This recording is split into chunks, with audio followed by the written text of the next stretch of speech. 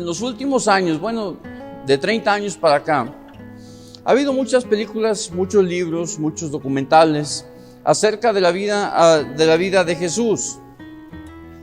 Y pues realmente me da mucha pena decirlo, la mayoría de las películas más modernas que hablan de la vida de Jesús, pues lo ven de una forma muy humanista, de una forma muy antibíblica, con tramas y con temas que podríamos pensar nosotros que son hasta blasfemos delante de Dios. Vemos documentales en el canal de la historia, vemos documentales de la vida de Jesús en el Discovery, y en cada uno de ellos encontramos nosotros que no necesariamente están en contra de la Biblia abiertamente, pero están buscando el personaje histórico de Jesús. Están buscando la historia de Jesús y tratan de explicar con leyes naturales y con leyes físicas la vida y los hechos sobrenaturales de la vida de Jesús. Intentan hacer en muchas instancias que Cristo sea simplemente un hombre, que sea un hombre excepcional quizás, que sea un excelente maestro, que sea un personaje histórico digno de seguir, digno de emular, digno de seguir su ejemplo. Pero si esto es cierto, y si ellos están omitiendo que Él verdaderamente es el Dios encarnado, entonces ellos también, por consecuencia, están omitiendo su divinidad. Y si omiten su divinidad, están dando por fábula o por cuento la salvación que hay en Cristo Jesús. Y si omiten la salvación que hay en Cristo Jesús, omiten el propósito por el cual vino el mundo, por el cual fue Él enviado por Dios.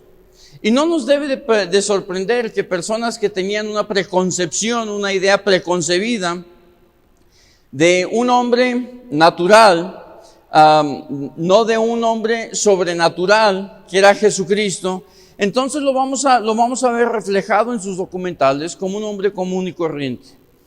Tratan de explicar los milagros, muchas veces diciendo que eran por casualidad, muchas veces diciendo que eran por la regla natural de la naturaleza, muchas veces tratando de decir que la gente realmente no vio lo que vieron, que no experimentaron lo que experimentaron que no era cierto lo que sucede. Y los escritores han tratado, tomando el personaje histórico de Jesús y verlo simplemente como un personaje histórico, como cualquier otro personaje histórico que ha habido en el mundo, han tratado de convertir las partes más importantes de la vida de Jesús, las partes más relevantes para nosotros, en una simple fábula. Ellos buscan, otra vez decimos, el Jesús de la historia, el Jesús como si fuera Él otro Benito Juárez, o como si fuera Él otro Obregón, o si fuera Él otro Karl Marx, simplemente otro personaje de la historia. Buscan al Cristo que puede ser visto, pero no conocido.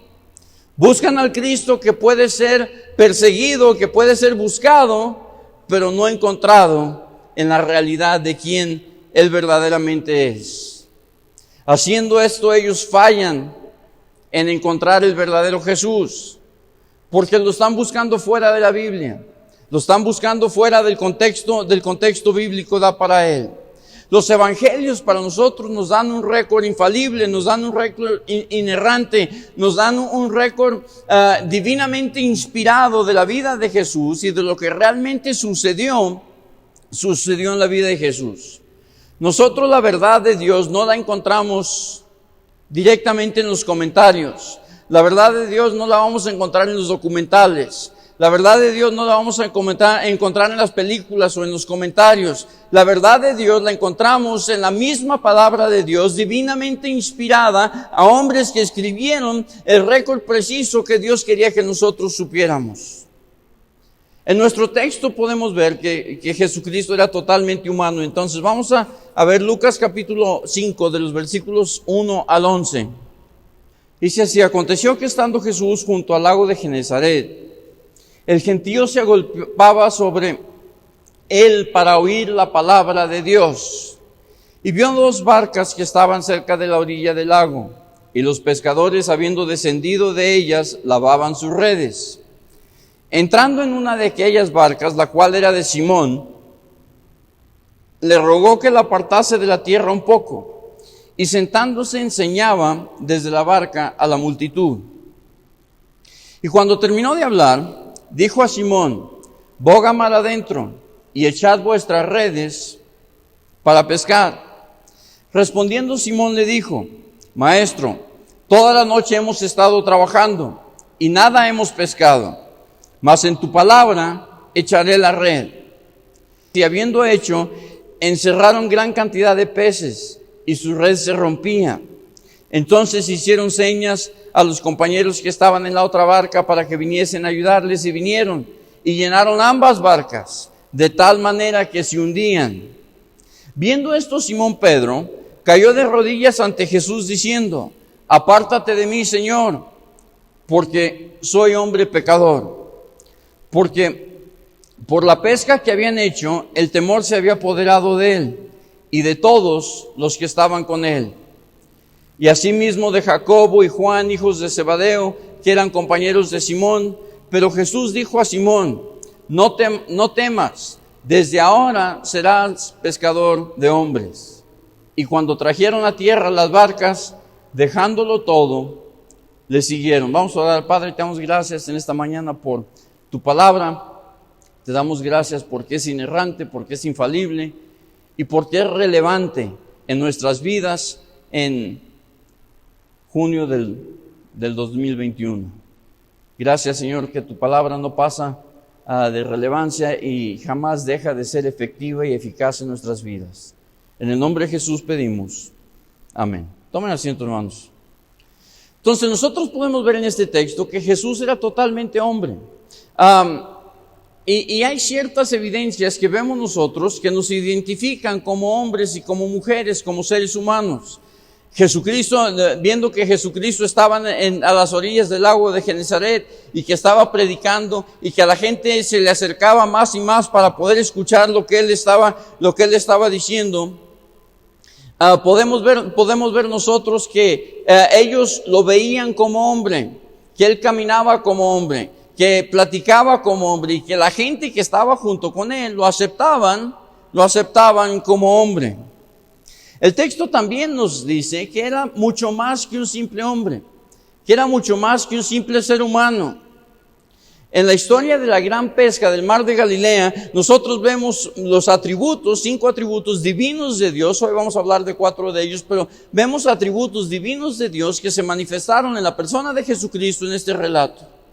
Podemos ver nosotros que Jesucristo, primeramente, era la fuente de la verdad. Y fíjense, la fuente de la verdad. Dice que Jesucristo estaba a la orilla del mar y que estaba hablando la verdad de Dios a la gente.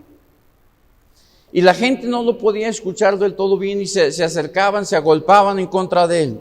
Y no sabemos cuánto tiempo llevaba Jesucristo en Galilea, pero sí sabemos por qué la gente lo seguía con tanto ahínco para escucharlo.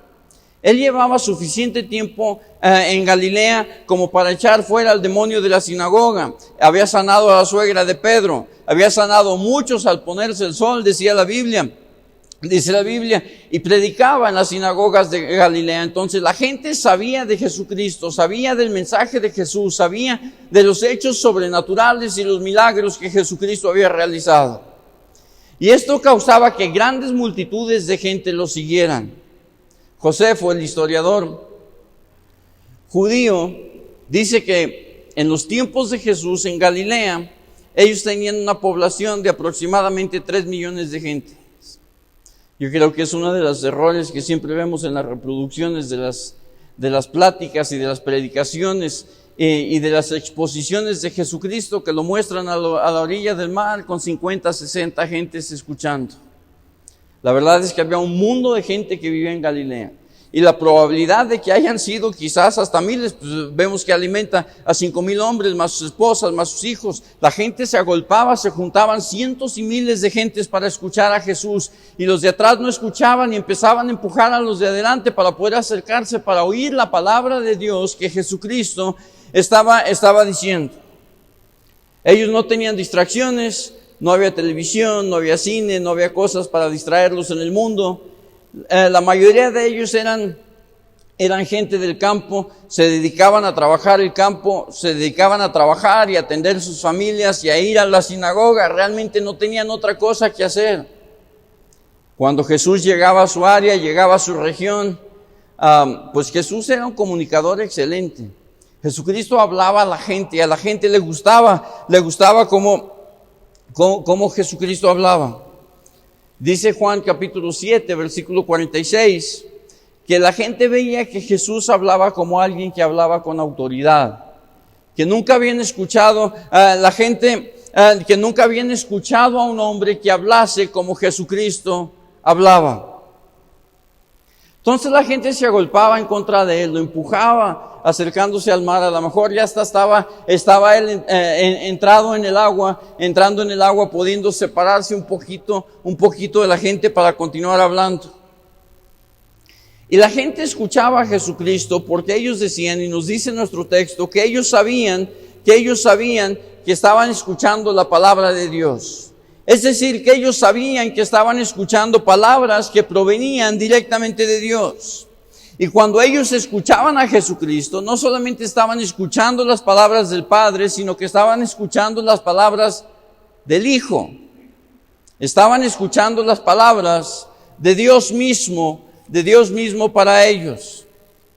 Y el mensaje que Él les daba era de cómo entrar al reino de los cielos, de cómo entrar al reino de Dios, cómo los pobres podrían ser ricos espiritualmente, cómo los prisioneros podían ser liberados, cómo los ciegos podían ver. Y era un mensaje que fascinaba a la gente y que se acercaban, porque recordemos que los judíos, una de sus metas era acercarse a Dios, era estar bien con Dios.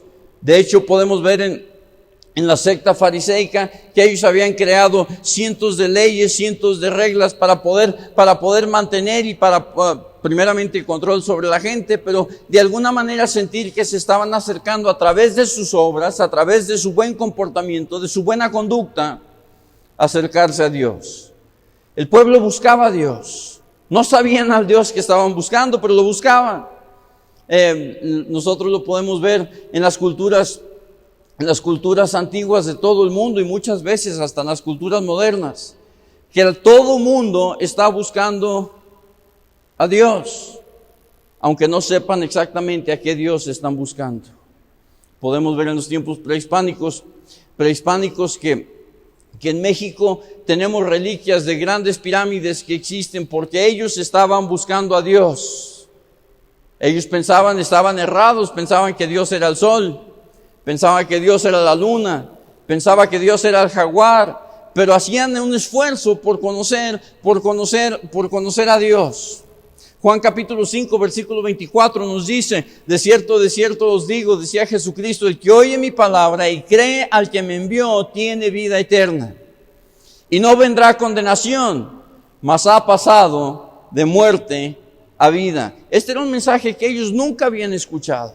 Era un mensaje fresco, era un mensaje nuevo, era un mensaje donde Jesucristo les decía, a través del Hijo de Dios, ustedes pueden tener contacto directo con Dios, ustedes pueden tener perdón de pecados directamente proveniente de Dios. Ya no es necesario el sacrificio, ya no es necesario llevar un cordero, ya no es necesario llevar una paloma, sino con el sacrificio del Hijo de Dios, ellos podían tener salvación.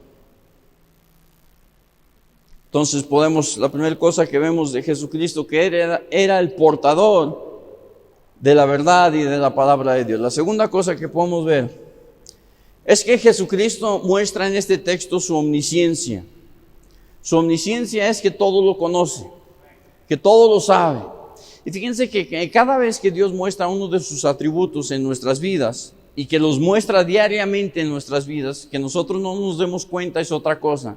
Dios siempre está a nuestra protección. Si Dios siempre está se está manifestando en nuestra vida a través del Espíritu Santo, a través de su poder manifiesto en la naturaleza. Pero cada vez que Dios se manifiesta en nuestras vidas, el efecto que va a tener en nuestras vidas está directamente en relación a la manera en que nosotros respondemos a lo que Dios hace en nuestras vidas. Hay gente que Dios les habla y les habla y les habla y les habla y les habla y les muestra y los cuida y los protege y provee por ellos y jamás responden a lo que Dios manifiesta para ellos. Y el beneficio para ellos en la eternidad, nada. Cero, porque nunca se arrepintieron, porque nunca se dieron cuenta que Jesucristo era el unigénito Hijo de Dios que murió por ellos, que nunca se dieron cuenta que si el camión que los iba a atropellar se le ponchó la llanta la llanta una cuadra antes y ellos siguen con vida, es por la provisión y la protección y la longanimidad y la paciencia de Dios para traerlos al arrepentimiento.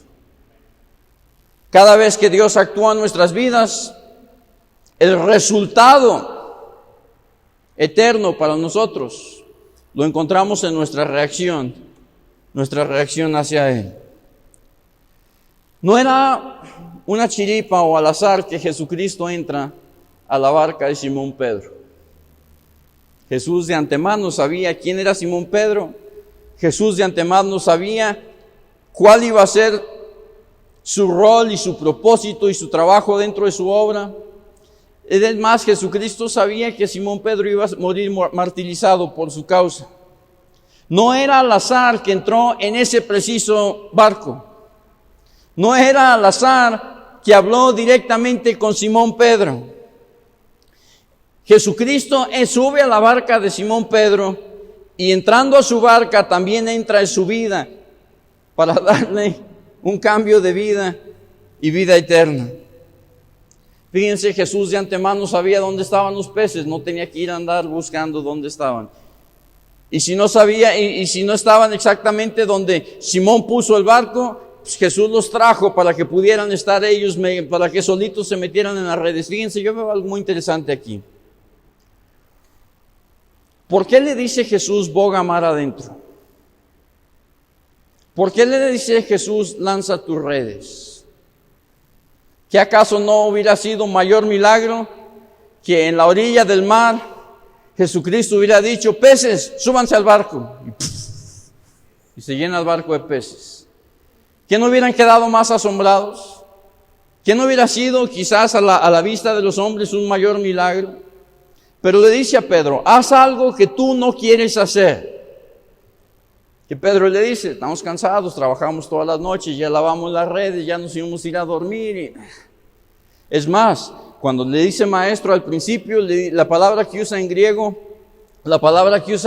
es como nosotros diríamos jefe o patrón. Le dice, sí patrón, pero toda la noche hemos trabajado, estamos cansados. Ya lavamos las redes. Dios le pidió a Simón Pedro que entró a su vida y le pidió a Simón Pedro que hiciera algo que él realmente no quería hacer. Entonces el resultado, la bonanza que hubo en su vida, no era porque Dios se manifestó a él, sino porque él respondió con obediencia a la omnisciencia de Jesucristo. Él respondió con obediencia diciendo, porque tú me lo pides voy a ir, y porque tú me lo pides voy a lanzar las redes. Y esas redes no eran como las atarrayas que lanzamos en los ríos y esas cosas. Eran unas redes largas que arrastraban en la barca en el mar, y los peces se iban metiendo y ya iban sacando. Cuando los sacaban, pues iban saliendo de un pez, de otro.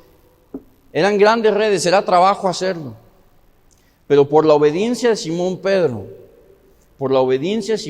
el Cristo manifiesto en su vida, Dios le bendijo con lo que de otra manera no hubiese él tenido.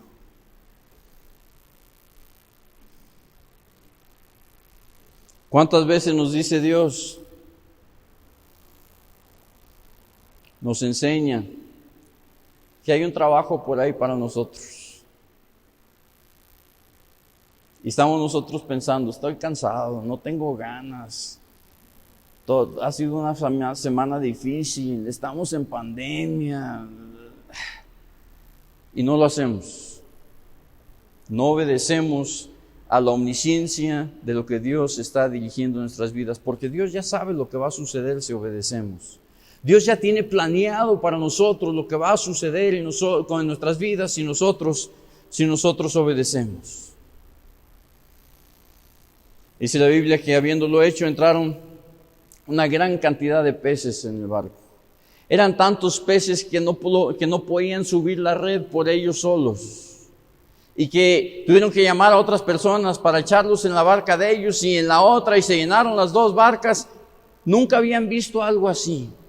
Dios les estaba enseñando, si tú reconoces que yo soy el Hijo de Dios, si tú reconoces, le decía Jesucristo, que yo tengo autoridad en mi vida y obedeces a los mandatos que yo te doy, vas a ver la bendición y resultado de tu obediencia en mi vida. La omnisciencia de Jesucristo, que todo lo sabe, es una prueba inescrutable de su deidad, de la deidad de Jesucristo, hombre.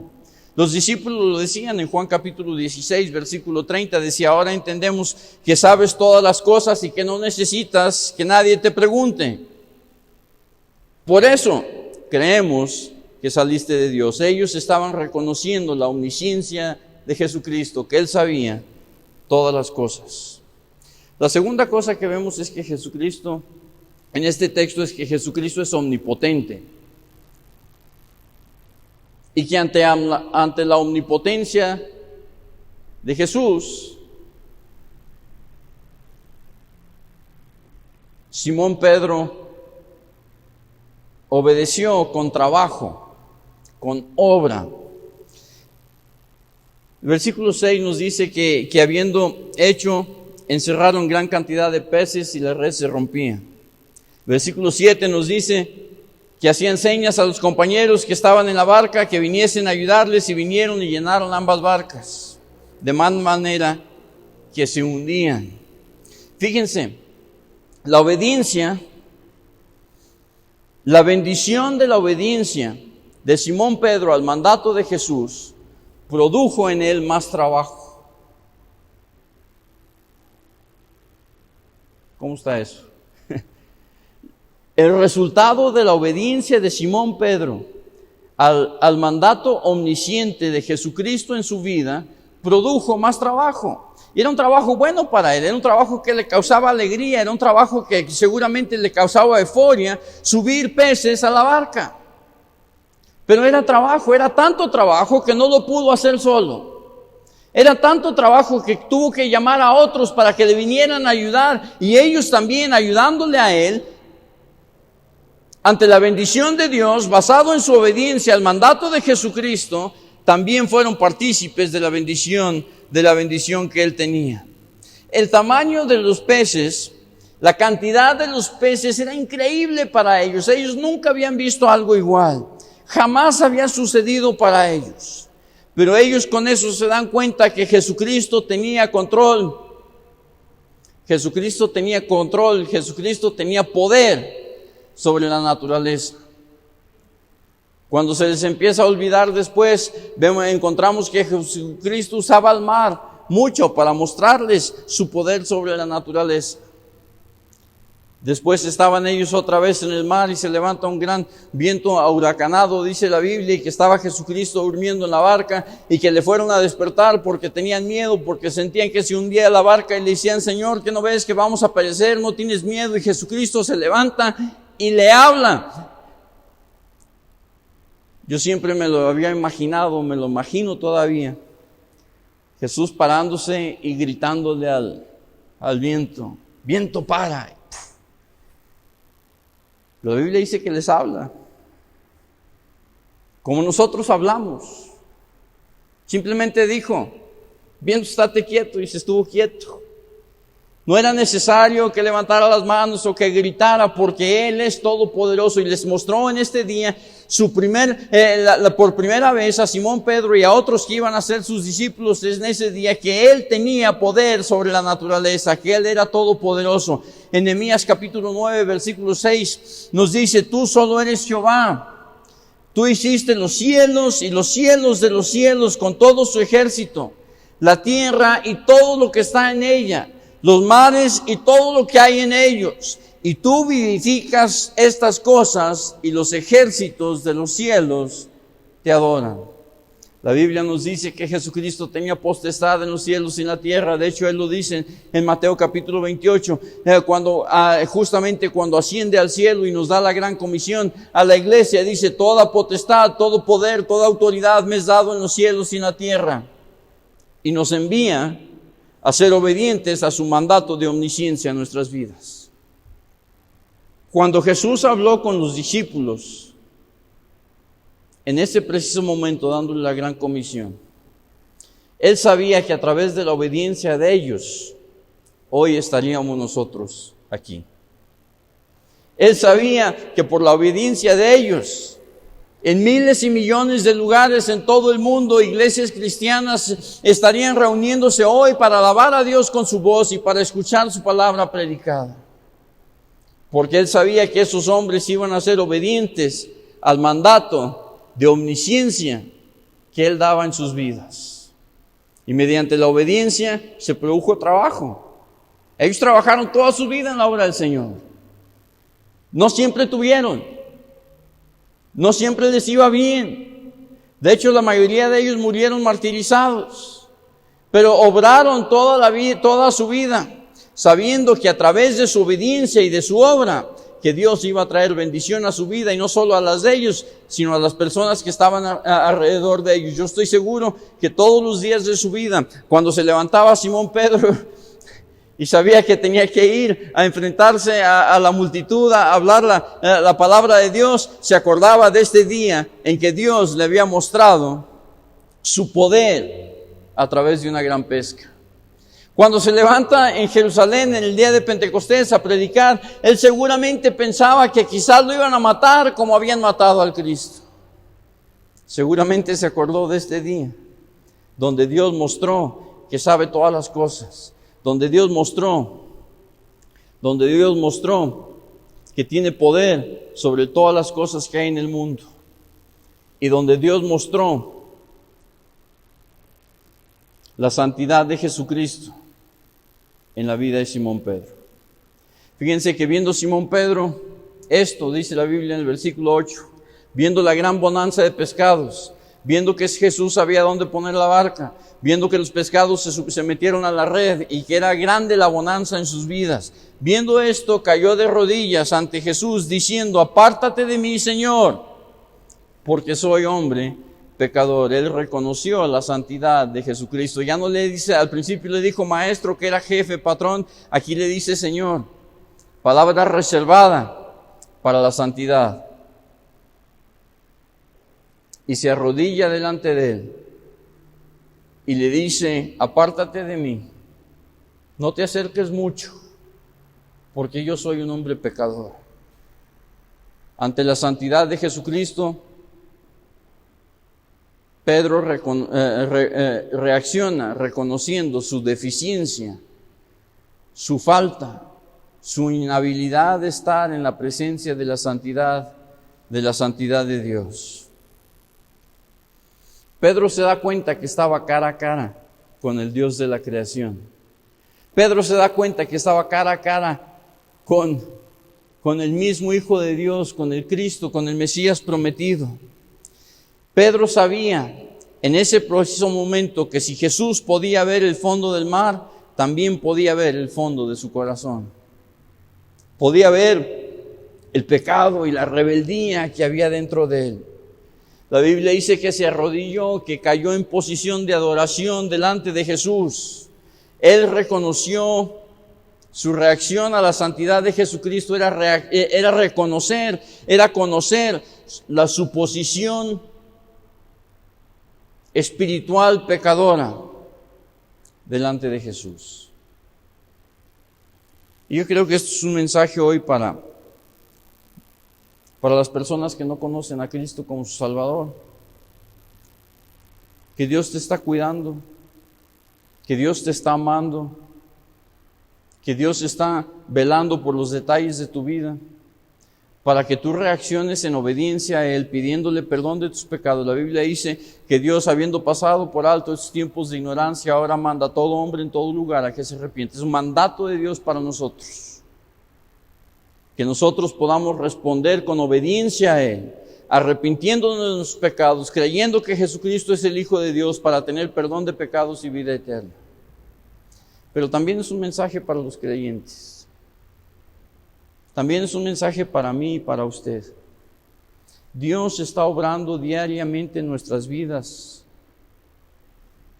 con un amor omnisciente que todo lo sabe. Dios está obrando diariamente en nuestras vidas esperando que nosotros reaccionemos a Él con obediencia. Esperando a que nosotros reaccionemos con Él, diciéndole: Señor, no tiene sentido para mí meter la barca al mar, no tiene sentido para mí hacer lo que tú me estás pidiendo, pero lo voy a hacer, a tu palabra lo voy a hacer. Porque Él sabe que a través de nuestra obediencia va a proveer bendición a nuestra vida. Y que no solo va a ser una bendición para nosotros, sino que va a ser una bendición para las personas que están alrededor de nosotros. Que a través de la manifestación de su poder vamos a recordar nosotros que Él es santo y que nosotros somos pecadores y que tenemos que estar diariamente delante de Él, clamando, implorando, pidiendo perdón de pecado y gracia de Dios en nuestras vidas. Porque diariamente fallamos delante de Él. El mensaje de este texto, para los que no conocen a Cristo, es un mensaje de salvación. El mensaje para los que ya somos creyentes es un mensaje de obediencia, un llamado a la obediencia, un llamado a la reconciliación con Dios. ¿Qué es lo que Dios te ha llamado a hacer y que no lo has hecho? ¿Qué es lo que Dios te está pidiendo que hagas y que no lo has querido hacer? ¿Qué son las cosas cotidianas de nuestra vida que podríamos hacer mejor para el testimonio y la obra del Señor, pero no lo hacemos porque nos es difícil o nos cuesta trabajo o no lo queremos hacer? ¿Cuántas bendiciones de Dios nos estamos perdiendo por nuestra renuencia delante de Él? Por ser obtusos delante de Dios, obstinados y tercos ante su liderazgo perfecto en nuestras vidas. Yo creo que hay muchas cosas que hacemos bien en nuestra vida cristiana, pero también sé que hay muchas cosas que las podemos hacer mejor. Yo creo que hoy es un tiempo de llamado de Dios para nosotros, de que las cosas que podemos hacer mejor y que no las hemos hecho, arrepintámonos delante de Dios, hagamos un nuevo compromiso con Él. Y aceptemos, renovemos en nuestra vida su omnisciencia, su omnipotencia, su santidad a favor de cada uno de nosotros. Oremos. Padre, te damos gracias en esta mañana por tu amor, te damos gracias porque eres bueno con nosotros. Yo sé, Señor, que tú hoy estás tocando y hablando a los corazones de cada uno de los que estamos aquí. Si hay alguien que no te conoce como su único y suficiente Salvador, sé que a él o a ella le estás llamando. Y que nos has puesto aquí para ayudarles a conocer a Cristo como su Salvador. Si hay alguien que quiere conocer a Cristo, simplemente levante alguna de sus manos, vamos a orar. Le vamos a ayudar a conocer a Jesús. Le vamos a guiar a los pies de Jesús. ¿Hay alguien? También gracias, Señor, por cada uno de los creyentes que están aquí. Perdóname a mí mis fallas delante de ti, Señor. Perdona a mis hermanos sus fallas delante de ti. Que cada voz, que cada corazón clame a ti en esta mañana por las cosas que sabemos que debemos hacer y que no las hemos hecho. No para recibir gran bendición, sino para tu honra y tu gloria, que el mundo pueda ver a través de nuestras vidas que tú eres el unigénito Hijo de Dios que murió a favor de ellos. Ayúdanos, Señor, a ser valientes. Ayúdanos, Señor, a ser dedicados.